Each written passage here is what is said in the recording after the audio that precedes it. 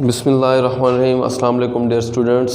9th class की आज हमने केमिस्ट्री में चैप्टर नंबर 4 में हमने पढ़ना था मॉलिक्यूल्स की साख्त है, जो कि चैप्टर नंबर 4।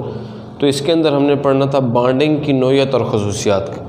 तो बॉन्डिंग की नोयत और खसूसियात जो होती है, कंपाउंड्स जितने भी होते हैं, चाहे वो कोवलेंट कंपाउंड हो, चाहे वो आयनिक कंपाउंड्स हो, चाहे कोई और हो, तो उनमें कंपाउंड्स की खसूसियात जो होती हैं उनका इन्हसार जो होता है उनमें मौजूद बॉन्डिंग्स पर होता है। आपने जैसा कि पीछे पढ़ा हुआ है कि बॉन्डिंग्स जो होती हैं मुख्तलिफ़ किस्म की होती हैं। कोवलेंट बॉन्डिंग होती है, कोऑर्डिनेट कोवलेंट बॉन्डिंग होती है, उसके बाद आयनिक बॉन्डिंग होती है, मेटालिक बॉन्डिंग होती है, वगैरह वगैरह। तो ये आपने पढ़ी। तो सबसे पहले हम डिस्कस करेंगे कि आयनिक कंपाउंड्स हैं उनके अंदर उनकी खसूसियात क्या होती हैं, उनके अंदर बॉन्ड्स कैसे होते हैं, ये सारी चीज़ें हम आज डिस्कस करेंगे। तो आयनिक कंपाउंड जैसा कि इनके नाम से ज़ाहिर है कि ये पॉजिटिव और नेगेटिव चार्ज रखने वाले आयन से मिलकर बनते हैं।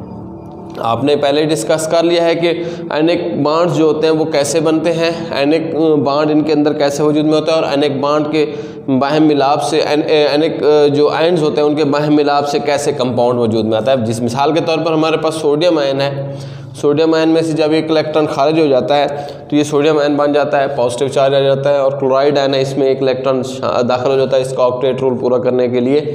तो इन दोनों के ऑक्टेट रूल पूरा हो जाते हैं तो ये पॉजिटिव आयन बन जाता है और ये नेगेटिव आयन बन जाता है। तो इनके दरमियान फोर्स ऑफ अट्रैक्शन बहुत ज़्यादा बढ़ जाती है, कशिश की क़ुव्वत बहुत ज़्यादा बढ़ जाती है, जिसकी वजह से एक कंपाउंड बन जाता है जिसको हम सोडियम क्लोराइड का नाम देते हैं, जो कि एक आयनिक कंपाउंड है। तो यहाँ पे हम डिस्कस यही करेंगे सोडियम क्लोराइड की। अब सोडियम क्लोराइड में मजबूत इलेक्ट्रोस्टैटिक फोर्स की वजह से ये कंपाउंड जो होते हैं क्रिस्टल की शक्ल में या फिर ठोस शक्ल में पाए जाते हैं। ये सोडियम क्लोराइड जो है आपका आम खुरनी नमक होता है जिसको आप खाते हैं, तो ये सोडियम क्लोराइड होता है। तो अगर हम इसके स्ट्रक्चर को देखते हैं तो ये एक क्यूबिक स्ट्रक्चर हमें देते हैं, जिसमें हर तरफ से जो है पॉजिटिव सोडियम के आयन जो मैंने बड़े डॉटेड से शो किए हुए हैं, ये देखें आप। तो ये क्यूबिक शक्ल के अंदर, एक क्रिस्टल्स की शक्ल के अंदर ये इस तरह पाए जाते हैं, और इन हर पॉजिटिव आयन को हर नेगेटिव आयन ने हर तरफ से घेरा होता है। ये देखें, ये जो छोटे डॉट से मैंने शो किए इस तरह से, ये नेगेटिव आयन्स होते हैं और ये क्यूबिक शक्ल बना रहे हैं। तो ये क्रिस्टल की सूरत में इसलिए पाया जाता है क्योंकि ये क्यूबिकल शक्ल में पाए जाते हैं। तो ये सोडियम आयन और क्लोराइड आयन मैंने यहाँ पे इस जो डायग्राम इसमें मैंने शो कर दिया। अगर इनकी प्रॉपर्टीज़ को देखते हैं, खसूसियात को, तो खसूसियात जो है इसकी ये है कि जो आयनिक कंपाउंड्स होते हैं ये ज़्यादातर क्रिस्टलाइन शक्ल में, यानी क्रिस्टलाइन ठोस में पाए जाते हैं।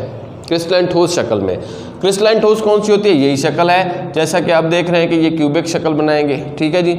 उसके बाद एक इनके प्रॉपर एक इसको हम 3 डायमेंशनल शेप कहेंगे, यानी सहरुखी शक्ल बनाते हैं, सहरुखी शेप जो है वो देते हैं। इसको इसलिए कहते हैं, यानी तरतीब में होते हैं, इसलिए क्रिस्टलाइन कहते हैं हम। उसके बाद ये ठोस हालत में बिजली और हरारत के अच्छे कंडक्टर नहीं होते, बल्कि ना होने के बराबर होती है इनकी कंडक्टेंस जो होती है।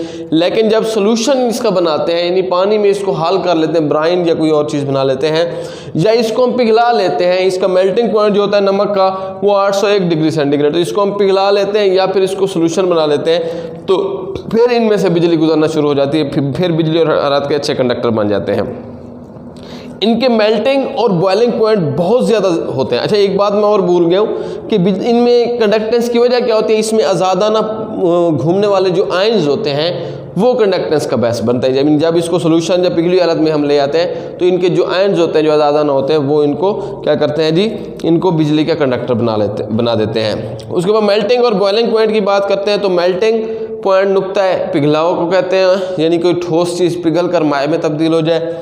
और बॉइलिंग पॉइंट वो होता है नुक्ता खुलाव, जिसका मतलब होता है कि कोई माए की शय जो है वो गैस में तब्दील हो जाए। तो ये एक नुक्ता होता है, एक पॉइंट होता है, एक टेम्परेचर होता है जिसके ऊपर ये मेल्ट भी होते हैं और बॉयल भी होते हैं। तो ये जो है ना मेल्टिंग पॉइंट जो है इनके बहुत ज़्यादा होते हैं। उसकी मेन वजह क्या है कि इनके दरमियान मजबूत पॉजिटिव और नेगेटिव आयन के मिलने की वजह से मजबूत कशिश की क़ुव्वत है जो कि इनके दरमियान पाई जाती है, जिसकी वजह से इनके बॉयलिंग और मेल्टिंग पॉइंट बहुत ज़्यादा होते हैं। मिसाल मैंने दी है आपको, सोडियम क्लोराइड का मेल्टिंग पॉइंट जो है वो 801 डिग्री सेंटीग्रेड है।